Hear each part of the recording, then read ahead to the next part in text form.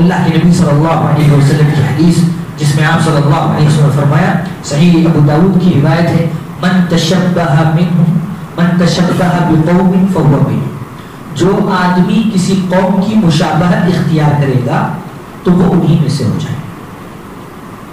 اور یہاں پر مشابہت ہے اور اللہ کے نبی صلی اللہ علیہ وسلم نے اس میں کوئی شک کی گنجائش نہیں.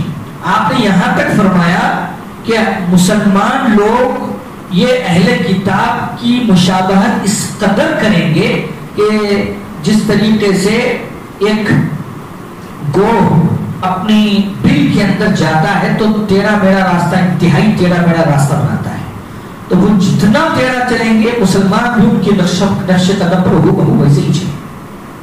تو یہ اللہ کے نبی صلی اللہ علیہ وسلم کی پیشن گوئی اور لوگ اس کی طرف بھاگ رہے ہیں اور یہ چیزیں انجام دے رہے ہیں.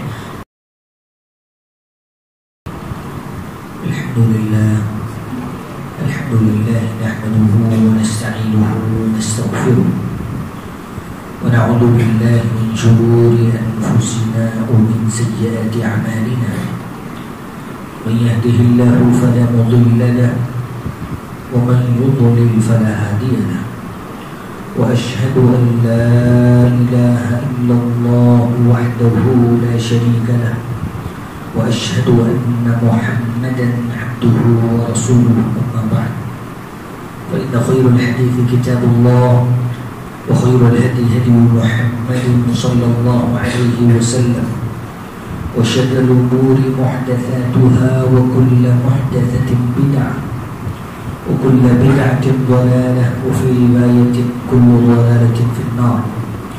أعوذ بالله من الشيطان الرجيم. بسم الله الرحمن الرحيم.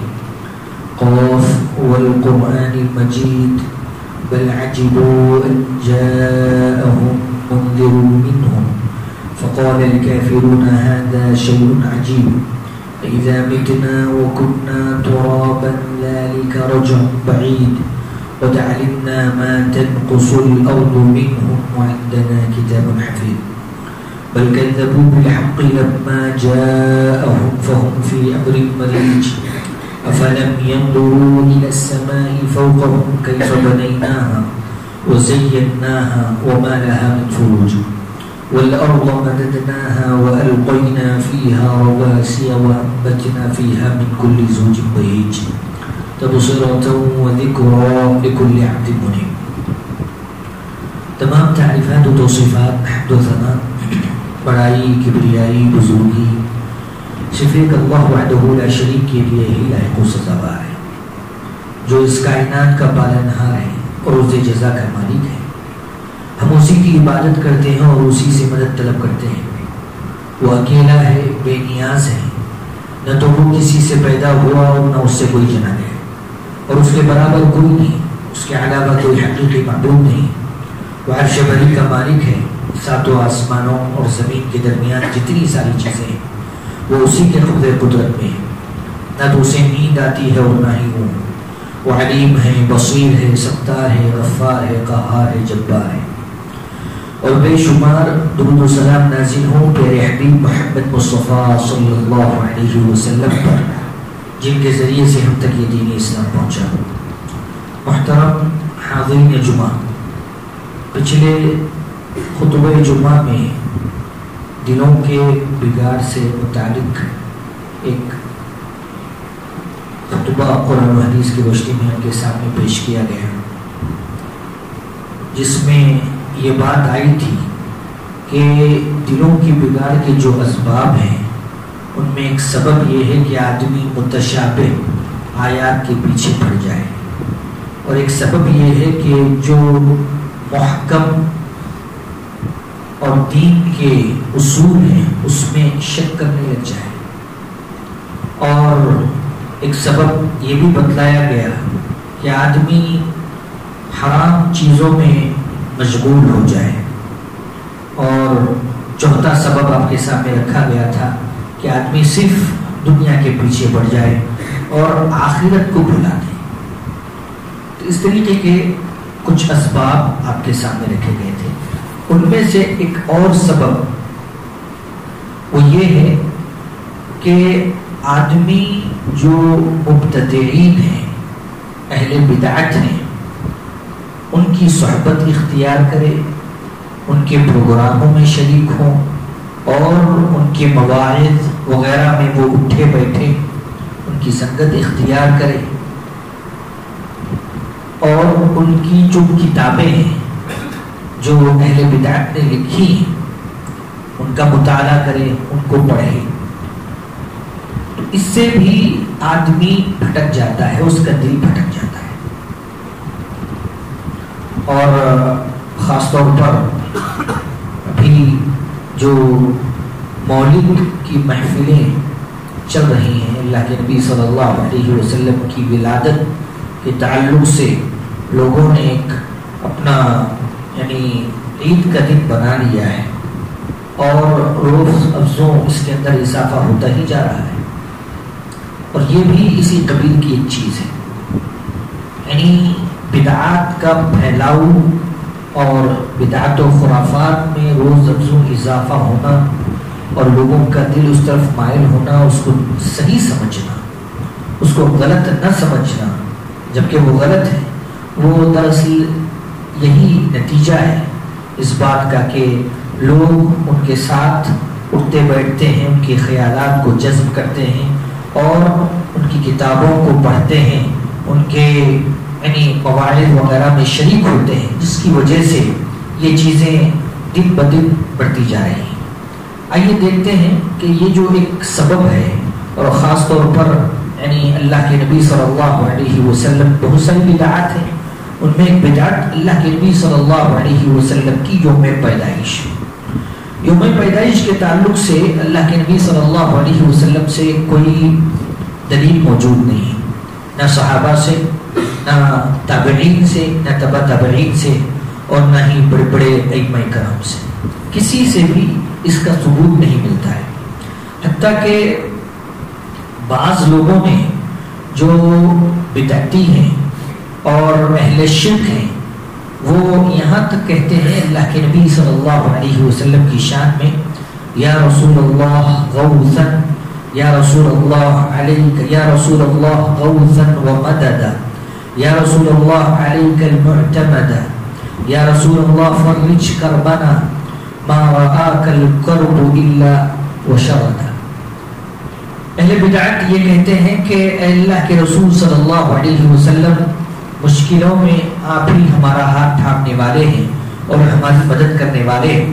اے اللہ کے رسول صلی اللہ علیہ وسلم، آپ پر ہی ہمارا اعتماد ہے، بھروسہ ہے، توکل ہے۔ اور وہ کہتے ہیں اے اللہ کے رسول صلی اللہ علیہ وسلم، ہماری پریشانیوں کو، مصیبتوں کو، تکلیفوں کو آپ دور کر دیجئے، اور جب کوئی تکلیف آپ کو دیکھتی ہے تو وہ چھڑ جاتی ہے۔ اس طریقے کی باتیں لوگوں نے یعنی اللہ کے نبی صلی اللہ علیہ وسلم کی شان میں کہی ہیں اور کہہ رہے ہیں۔ تو یہ دراصل یعنی آدمی جب بدعات اور بدعتی لوگوں کے قریب جائے گا تو ایسی چیزیں ان لوگوں سے سرزد ہوگی اور باقاعدہ وہ کرتے جائیں گے۔ اللہ کے نبی صلی اللہ علیہ وسلم اگر یہ کلام سنے ان لوگوں سے، اور اردو میں بھی بہت سارے اشعار، بہت ساری باتیں اللہ کے نبی صلی اللہ علیہ وسلم کے لیے کہی جاتی ہیں جو سراسر آپ کے شان کی خلاف ہے، اور یقیناً آپ کے لیے وہ ظلم ہے اور اللہ تعالیٰ کے ساتھ شرک ہے۔ اگر یہ کلام اللہ کے نبی صلی اللہ علیہ وسلم سنتے تو کبھی آپ برداشت نہ کرتے، اور یقیناً یہ شرک اکبر ہے۔ اس کے اندر جو باتیں کہی گئی ہیں اشعار کے اندر، یعنی مدد کرنا مشکلوں کے وقت اور آپ ہی کے اوپر بھروسہ اور توکل رکھنا اور آپ پریشانیوں کو دور کرتے ہیں، یہ صرف اللہ کا خاصہ ہے۔ اللہ تعالیٰ ہی ہے جو ہماری مدد کرتا ہے، ہماری پریشانیوں کو دور کرتا ہے۔ اللہ رب العزت نے فرمایا امن یجیب المضطر اذا دعاه فیکشف السوء، کون ہے جو پریشان حال کی پریشانی کو سن کر اس کی پریشانی کو دور کرتا ہے؟ وہ اللہ تعالیٰ ہے، اللہ کے نبی محمد مصطفیٰ صلی اللہ علیہ وسلم نہیں ہے۔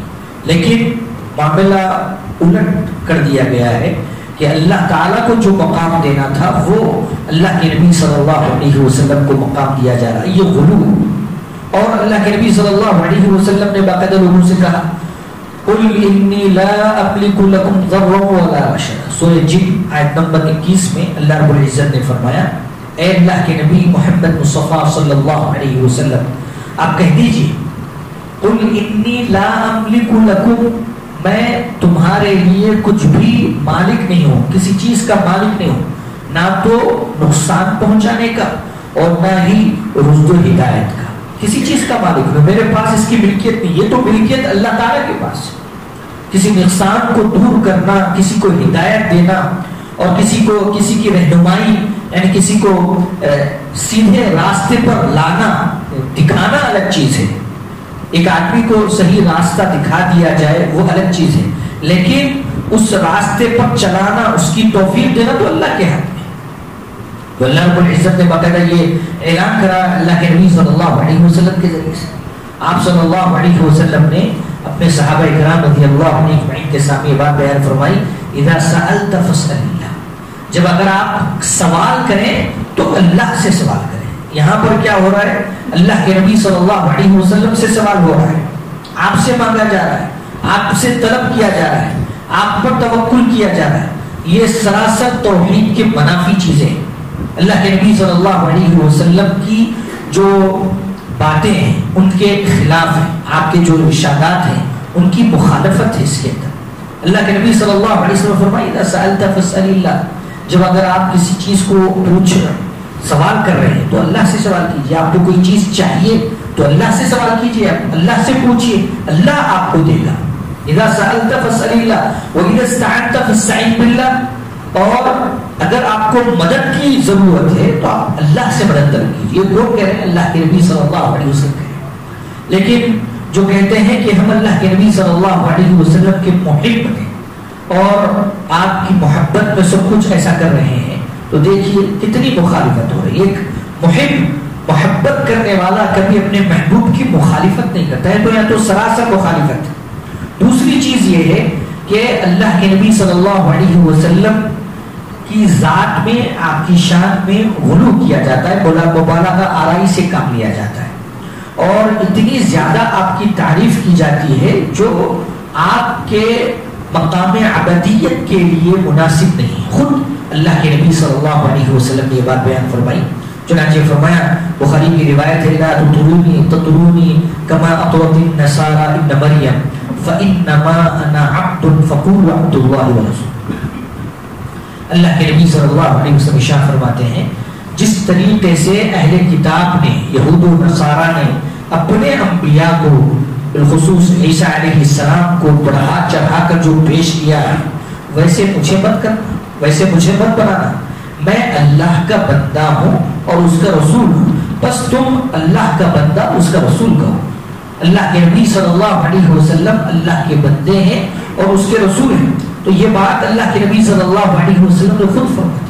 لیکن غلو کی انتہا یہ ہے کہ آپ صلی اللہ علیہ وسلم کو مقام رسالت سے, مقام عبدیت سے اٹھا کر آپ کو الہ کا درجہ دے دیا جاتا ہے, جو کہ سراسر اللہ کے نبی صلی اللہ علیہ وسلم کے قول کے مخالف. اور یہ جو مولد یا یوم پیدائش ہے, اللہ تعالیٰ نے قرآن مجید کے اندر یقیناً یعنی یہ بات بیان فرما دی ہے کہ اللہ تعالیٰ نے قرآن مجید کے اندر سورہ کہف آیت نمبر 10 میں فرمایا قل انما انا بشر مثلکم یوحا الی انما الہکم الہ واحد. لوگوں کے اندر یہ عقیدہ ہے کہ اللہ کے نبی صلی اللہ علیہ وسلم بشر نہیں ہے بلکہ نور ہے. اللہ تعالیٰ نے آپ کو انسان نہیں بنایا بلکہ نور بنایا ہے, آپ نور ہیں. یہ عقیدہ باقاعدہ لوگوں کے درمیان پایا جاتا ہے. بہت سارے جو بدعتی ہیں وہ یہ مانتے ہیں کہ اللہ کے نبی صلی اللہ علیہ وسلم بشر نہیں, جبکہ قرآن مجید کے اندر سورہ کہف آیت نمبر 10 میں 110 میں اللہ تعالیٰ نے خود یہ بیان فرمایا کہ کہہ دیجئے اے اللہ کے نبی محمد مصطفیٰ صلی اللہ علیہ وسلم انما انا بشر, یقیناً میں ایک انسان ہوں, یقیناً میں ایک انسان ہوں, ایک بشر ہوں تمہاری ہی طرح. یوحا مثلکم, پھر اللہ رب العزت نے فرمایا کتنے حصر اس کے اندر تاکیدات استعمال ہوئے, انما انا بشر مثلکم، مثلکم تمہاری طرح، اب کیا ڈاؤٹ رہ جائے گا اس کے اندر؟ مثلکم تمہاری طرح میں ایک انسان ہوں، بس فرق یہ ہے کہ یوحا الی انما الہکم الہ واحد، میری طرف وحی کی جاتی ہے، میں رسول بنایا گیا، میں اللہ تعالیٰ کا پیغمبر ہوں، اللہ کی باتوں کو تم تک پہنچانے والا ہوں، اس کام کے لیے اللہ نے مجھے منتخب کیا ہے۔ الہکم الہ واحد، وہ کام کون سا ہے؟ یہ بتلانا کہ اللہ ایک ہے۔ الہکم الہ واحد، تمہارا الہ ایک الہ ہے، تمہارا معبود ایک معبود ہے، یہ کام کے لیے میں آیا ہوں۔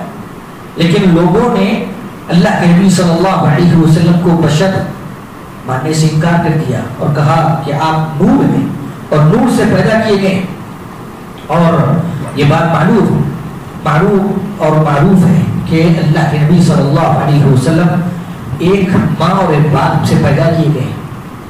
اللہ کے نبی صلی اللہ علیہ وسلم سب سے بڑی دلیل یہ ہے کہ آپ نور نہیں ہیں، بشر ہیں، آپ ایک ماں باپ سے پیدا کیے گئے، آپ کے والد اور والدہ تھے۔ جس طریقے سے ساری انسانیت پیدا ہوتی ہے ویسے اللہ رب العزت نے آپ کو پیدا کیا، بس وہی میں آپ کو ممتاز کیا کہ سارے لوگوں میں آپ صلی اللہ علیہ وسلم کو منتخب کیا، اپنی وحی کے ذریعے سے ایک فرشتہ آتا، اللہ کی باتوں کو آپ تک پہنچاتا، وہ باتیں آپ اللہ کے نبی صلی اللہ علیہ وسلم لوگوں کے سامنے رکھتے۔ یہ فرق تھا۔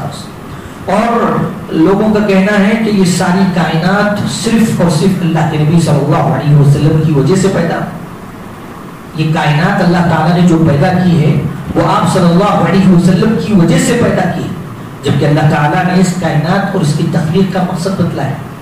قرآن مجید میں سورہ ذاریات آیت نمبر 56 میں اللہ رب العزت بیان فرماتے ہیں وَمَا خَلَقْتُ الْجِنَّ وَالْإِنسَ إِلَّا لِيَعْبُدُونِ، میں نے جنات اور انسان کو جو پیدا کیا ہے وہ محض اپنی عبادت کے لیے پیدا کیا کہ صرف ایک اللہ کی وہ عبادت کرے، اس وجہ سے اللہ رب العزت نے پیدا کیا۔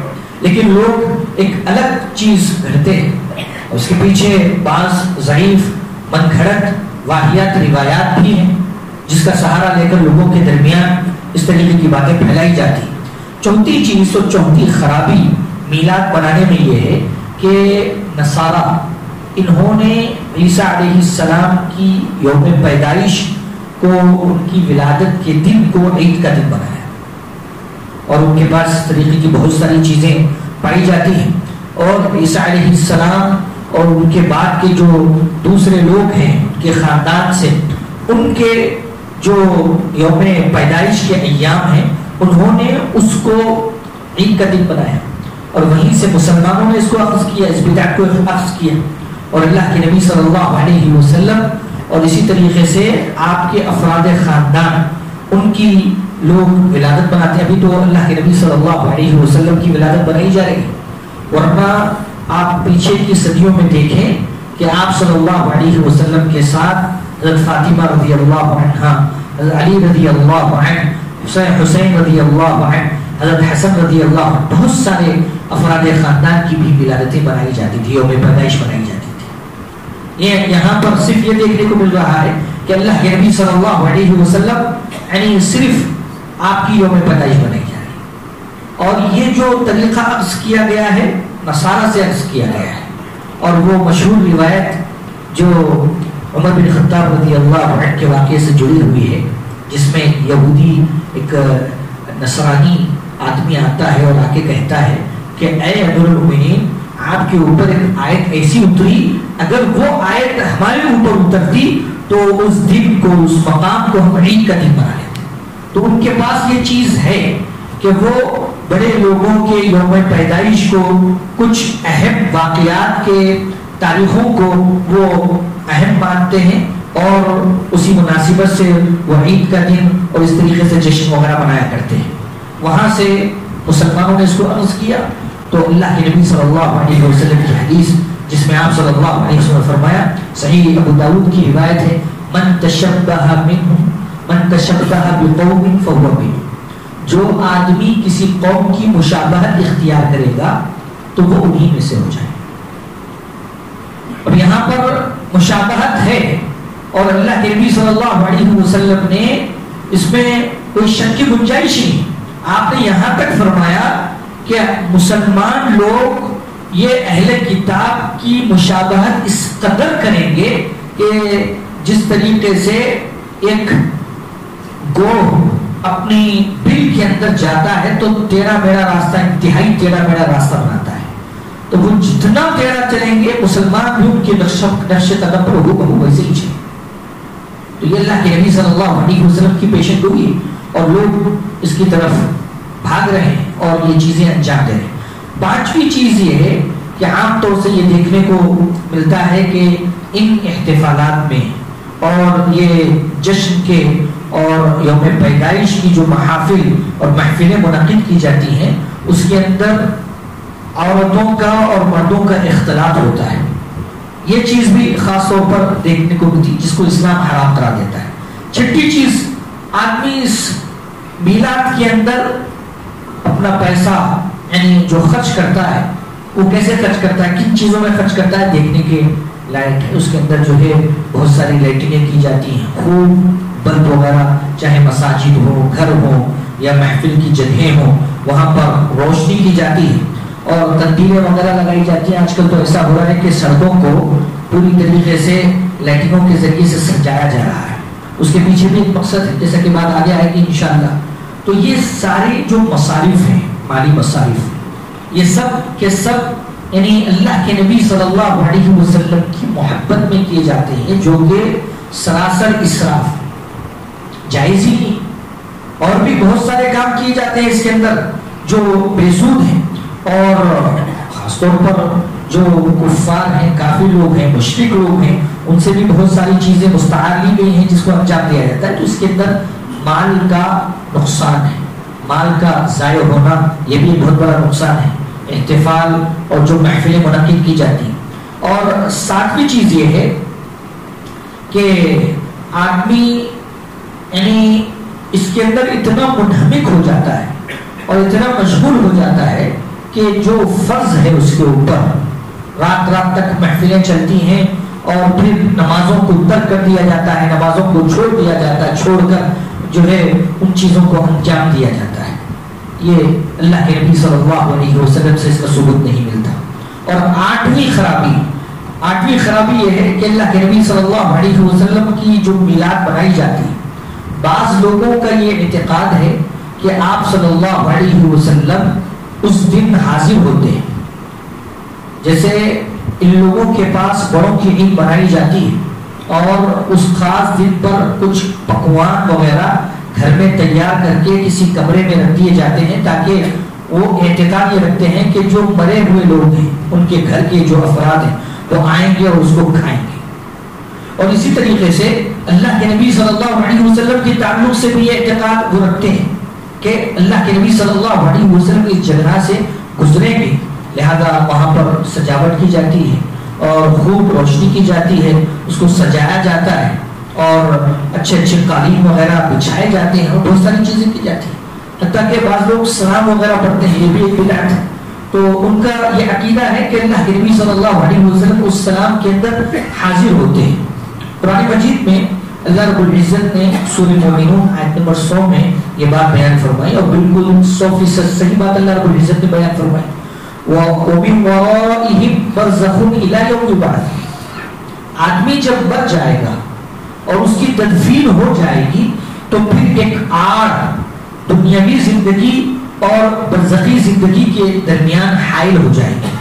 اب یہاں پر جو آدمی آ گیا ہے برزخ میں، پھر وہ دنیا میں نہیں جا سکتا۔ وہ مشہور حدیث کہ ایک آدمی کی موت ہوئی، اس کو دفنا دیا گیا اور بڑا نیک آدمی تھا، تو جب فرشتے آئے اس کے پاس حساب کے لیے، حساب دینے کے بعد اس نے تمنا کی، اس نے کہا کہ مجھے دنیاوی زندگی میں جانے دو تاکہ میں بتلاؤں لوگوں کو، میرے گھر والوں کو کہ اللہ نے میرے ساتھ کتنا بہترین سلوک کیا ہے، کتنا بہترین نام سے مجھے نوازا ہے۔ تو اسے کیا کہا جاتا ہے؟ نہیں، سو جا دلہن کی طرح، اب تجھے اٹھنا ہے قیامت ہی کے وقت۔ تو یہ ایک برزخی زندگی ہے، آدمی گیا تو پھر واپس نہیں آ سکتا وہاں پہ، اور یہ چیز ہر ایک کے لیے ہے، اس میں کوئی مستثنا نہیں ہے۔ ایسی بات نہیں ہے کہ عام آدمی تو نہیں آئے گا اور جو خاص لوگ ہیں انبیاء اور رسول ہیں شہداء اور صالحین ہیں صدیقین ہیں یہ لوگ آ جائیں گے، ایسا نہیں ہے، اس کا ثبوت نہیں ملتا، قرآن خود اس کو جھٹلاتا ہے۔ اللہ رب العزت نے فرمایا وَمِن وَرَائِهِمْ بَرْزَخٌ إِلَى يَوْمِ يُبْعَثُونَ، چلے گئے تو پھر آ جائے گی، پھر آئیں گے نہیں واپس دنیا کے اندر، تو یہ چیز باقاعدہ ہوگی، لیکن اس کا بھی یہ انکار کرتے ہیں، اس کو جھٹلاتے ہیں اور اس کے برخلاف اپنا عقیدہ رکھتے ہیں کہ نہیں آئیں گے۔ تو کس کی بات صحیح؟ اللہ کی بات صحیح ہے کہ یہ جو مانتے ہیں ان کی بات صحیح؟ غور کرنے کی بات ہے۔ اور انس بن مالک رضی اللہ عنہ بیان کرتے ہیں ما کان شخص احب الیہ من رسول اللہ صلی اللہ علیہ وسلم، ہمارے نزدیک اللہ کے نبی صلی اللہ علیہ وسلم سے زیادہ کوئی شخص محبوب نہیں تھا، ہم آپ سے اتنی زیادہ محبت کرتے تھے، کوئی شخص نہ محبوب نہیں تھا جتنے اللہ کے نبی صلی اللہ علیہ وسلم ہمارے نزدیک محبوب تھے۔ لیکن اتنی محبت کرنے کے بعد صحابہ اکرام رضی اللہ عنہ مجمعین کو یہ چیز اس بات پر یا ابھاری نہیں کہ آپ کی شان میں غلو کر دیں، بلکہ یہ محبت کے ساتھ اللہ کے نبی صلی اللہ علیہ وسلم کی جو چاہت ہے، آپ کی جو پسند ہے، اس کا خیال رکھتے تھے۔ کون؟ صحابہ اکرام رضی اللہ عنہ اجمعین۔ چنانچہ اسی حدیث میں کہتے ہیں وَكَانُوا إِذَا رَأَوْهُ لَمْ يَقُومُوا لَهُ لِمَا يَعْلَمُونَ مِنْ كَرَاهِيَتِهِ لِذَلِكَ، ترمذی کی روایت ہے، مسند احمد کی روایت ہے، جب اللہ کے نبی صلی اللہ علیہ وسلم کو یہی صحابہ جو سب سے زیادہ بڑھ کر آپ کو چاہنے والے جب دیکھ لیتے تو اٹھتے نہیں تھے اپنی جگہ سے، اللہ کے نبی صلی اللہ علیہ وسلم کی ناپسندیدگی کی وجہ سے، کہ آپ یہ نہیں چاہتے تھے کہ کوئی میں آؤں اور کوئی میرے استقبال میں اٹھ کھڑا ہو، میری شان میں اٹھ کھڑا ہو، میری تعظیم میں اٹھ کھڑا ہو، میرے احترام میں کھڑا ہو جائے، یہ اللہ کے نبی صلی اللہ علیہ وسلم ہرگز نہیں چاہتے۔ لِكَرَاهِيَتِهِ لِذَلِكَ لِمَا يَعْلَمُونَ مِنْ كَرَاهِيَتِهِ لِذَلِكَ، اس لیے کہ وہ جانتے تھے، صحابہ جانتے تھے کہ اللہ کے نبی صلی اللہ علیہ وسلم اس چیز کو پسند نہیں کرتے۔ تو یہاں تک صحابہ اکرام رضی اللہ عنہ اجمعین نے خیال رکھا، آج میلاد وغیرہ منائی جاتی ہیں اور اسی طریقے سے سلام وغیرہ پڑھا جاتا ہے، تو کس انداز سے پڑھا جاتا ہے اور کیسے اس میں اللہ کے نبی صلی اللہ علیہ وسلم کے باتوں کی، آپ کے ارشادات کی اور آپ جن چیزوں کو پسند کرتے تھے ان چیزوں کی مخالفت کی جاتی ہے۔ اور بھی بہت ساری باتیں میلاد کی یعنی کہ نقصان میں، جس سے آدمی کا عقیدہ، مال اور اسی طریقے سے اخلاق میں بگاڑ پیدا ہوتا ہے اور بگاڑ کا سبب بن رہا ہے، جس سے دین ضائع ہو رہا ہے اور جس سے بہت ساری بدعات جنم لے رہی ہیں۔ انشاءاللہ کسی موقع سے آپ کے سامنے یہ باتیں تفصیل کے ساتھ رکھی جائیں گی۔ آخر میں اللہ رب العزت سے دعا ہے کہ اللہ تعالیٰ ہم سب کو صحیح معنوں میں کتاب و سنت پر عمل کرنے کی توفیق عطا فرمائے، اسلام پر صحیح طریقے سے جان کر عمل کرنے کی توفیق عطا فرمائے۔ اللہ تعالیٰ بدعات سے اور خرافات سے ہمیں دور رکھے اور دین کے اوپر صحیح سمجھ کر عمل کرنے کی توفیق عطا فرمائے۔ آمین وآخر دعوانا الحمدللہ رب العالمین۔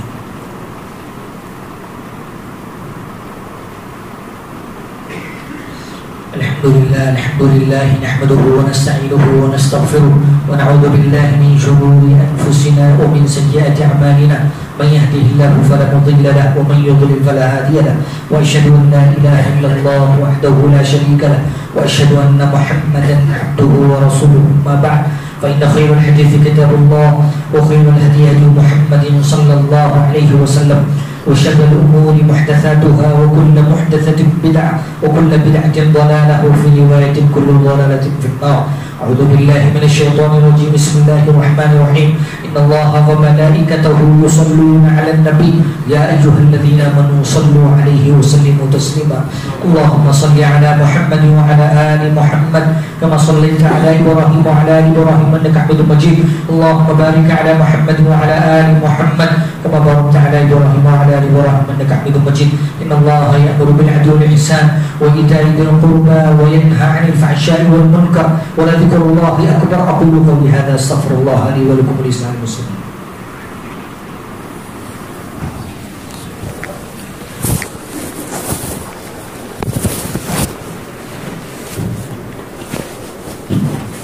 الله أكبر الله أكبر، أشهد أن لا إله إلا الله، أشهد أن محمدا رسول الله۔ رسول الله حي على الصلاة حي على الفلاح قد قامت الصلاة قد قامت الصلاة الله أكبر الله أكبر لا إله إلا الله. Sebelum diuji sebelum nanti sebelum menjalani jenazah के परिचित होने से नीचे मुंह पर रखें और हमेशा ऊपर रखें. छोटे बच्चे सफों के किनारों में चले जाएं. ख़वातीन हज़रात भी इसी अंदाज में अपनी सफों को दुरुस्त करें. आपका ढकना बाजू वाले भाई के ढकने के बिल्कुल बराबर होना चाहिए.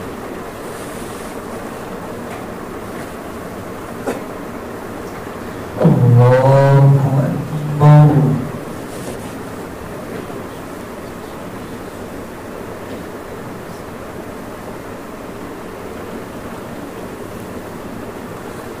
Alhamdulillahi Rabbil Alamin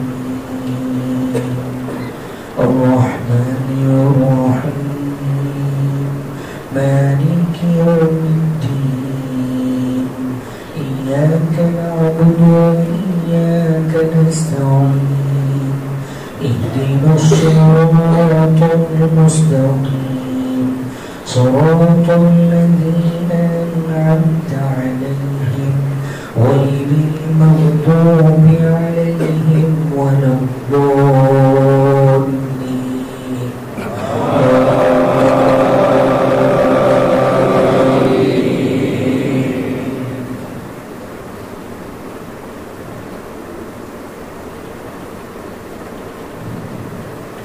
فلا صدق ولا صلى ولكن كذب وتولى ثم ذهب إلى أهله يتمطى أولى لك فأولى ثم أولى لك فأولى أيحسب الإنسان أن يترك سدى ألم يكن نطفة من مني يمنى ثم كان علقة فخلق فسوى فجعل منه الزوجين الذكر والأنثى أليس ذلك بقادر على أن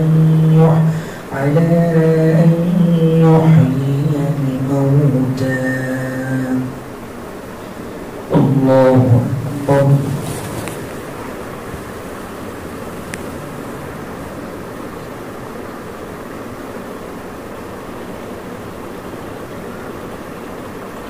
سمع الله لمن حمده ربنا ولك الحمد حمدا كثيرا طيبا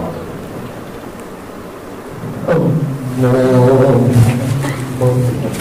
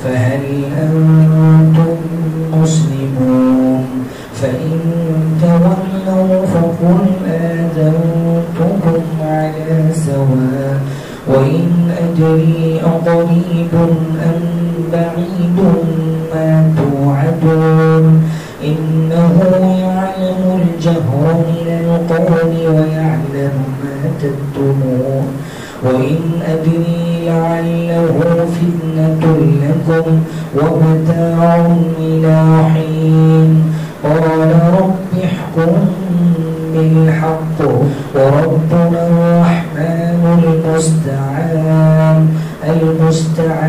على ما تصفون. الله أكبر.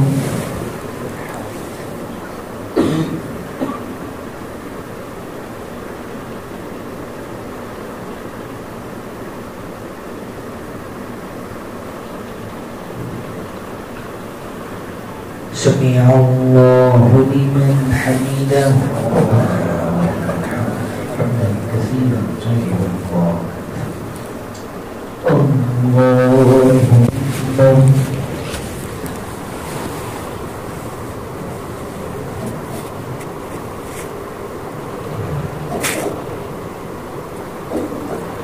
الله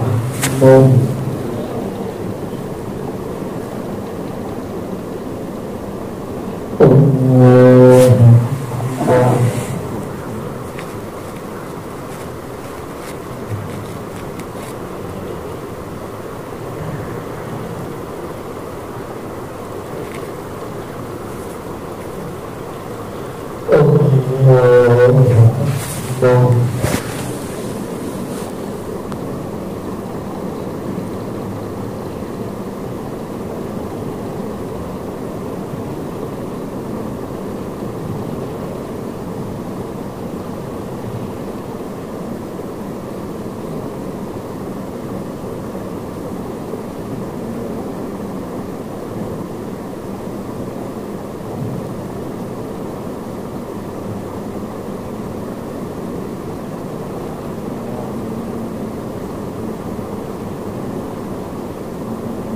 السلام عليكم ورحمة الله. السلام عليكم ورحمة الله. الله أكبر. استغفر الله استغفر الله استغفر الله. اللهم أنت السلام ومنك السلام تبارك يا ذا الجلال والإكرام. ربنا على ذكرك لا إله